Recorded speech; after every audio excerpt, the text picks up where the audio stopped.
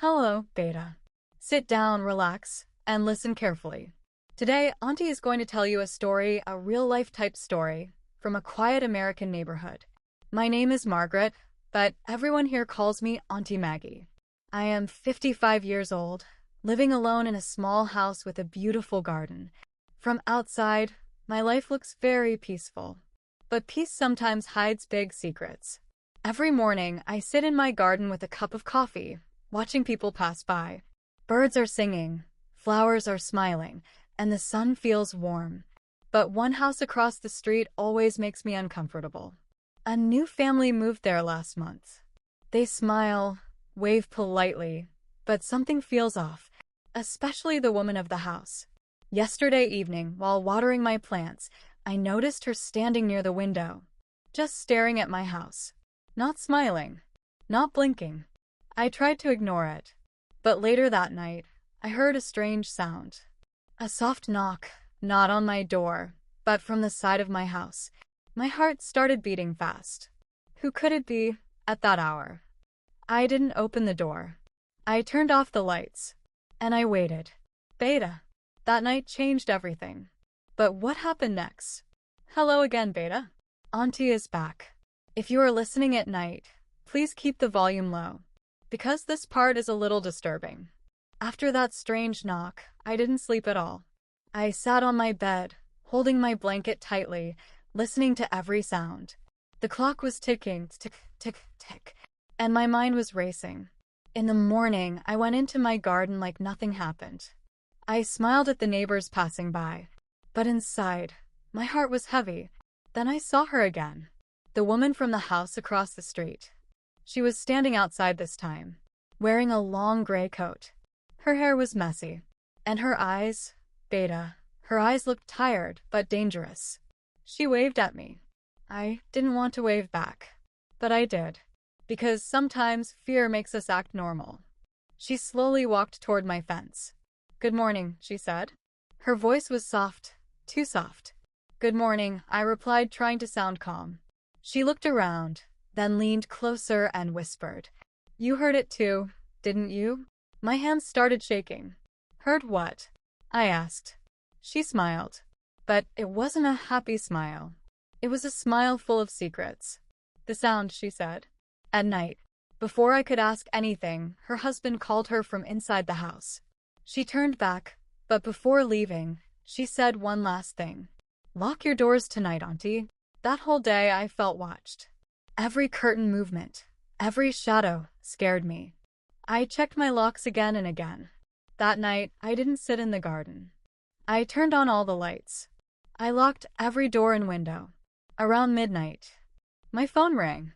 Unknown number. I didn't want to answer, but my finger touched the screen.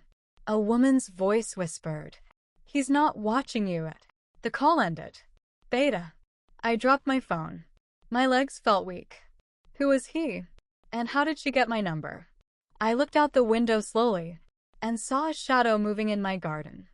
I held my breath, because this time, I knew I was not alone. Hello, Beta. If you are still here, that means you are brave. Because what I'm about to tell you still gives Auntie goosebumps. After seeing that shadow in my garden, I didn't scream. I didn't move. I just stood there, frozen. The shadow slowly passed near my rose plants. I could hear footsteps on the dry soil. Crunch, crunch. I quietly moved away from the window and grabbed my phone. My fingers were shaking so badly I almost dropped it. Should I call the police? What would I say? There is a shadow in my garden? Suddenly, the back door handle moved. Click. My heart nearly stopped. I held my breath and listened. The door didn't open. Whoever it was testing the lock. Then I heard a soft laugh. A man's voice. Low. Calm. Confident. "He's not in a hurry," I whispered to myself. "He knows I'm awake." I moved slowly to the hallway and locked myself in the bathroom. I sat on the floor, hugging my knees like a scared child. Minutes felt like hours. Then to silence. No footsteps. No sound. Nothing. I waited. 1 minute. 5 minutes. 10 minutes. When I finally gathered courage and stepped out, I noticed something on my kitchen table. A piece of paper. It was folded neatly.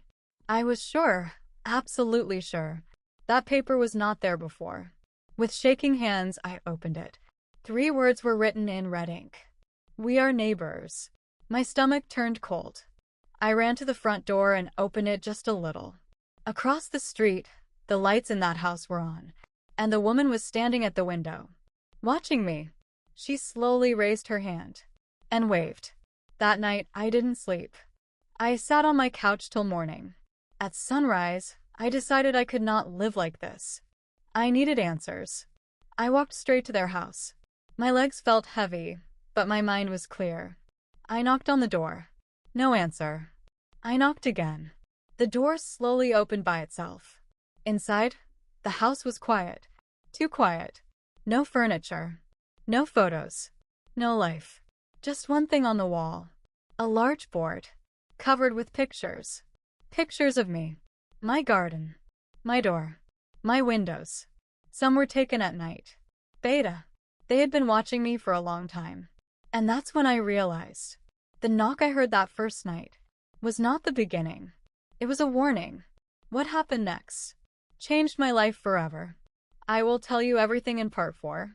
Until then, trust no one. Not even the neighbor who smiles. Good night, Beta.